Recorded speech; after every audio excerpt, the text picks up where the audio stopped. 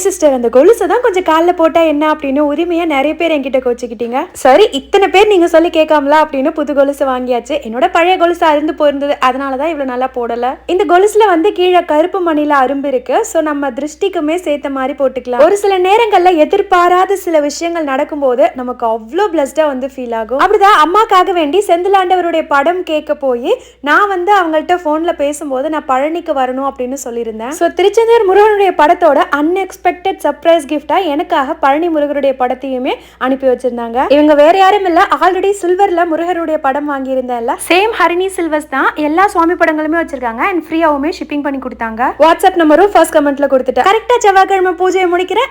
டிங் டாங்னு முருகர் வந்து நிக்கிறாரு. ரொம்ப சந்தோஷமா இருந்தது. என்ன விட்டுட்டு எங்க வீட்டுல எல்லாருமே பாண்டியன் ஸ்டோர் சீரியல் பார்த்துட்டு இருந்தாங்க. நான் வந்து சப்பாத்திக்கு பேர பண்ற மாதிரி 3 கலர்ல கேப்சிகம் போட்டு தக்காளி தொக்கு ரெடி பண்ணிருந்தேன். இது எப்பவும் ரெடி பண்ற சேம் மெத்தட் தான். சூப்பரா இருக்கும், ட்ரை பண்ணி பாருங்க. பாய்.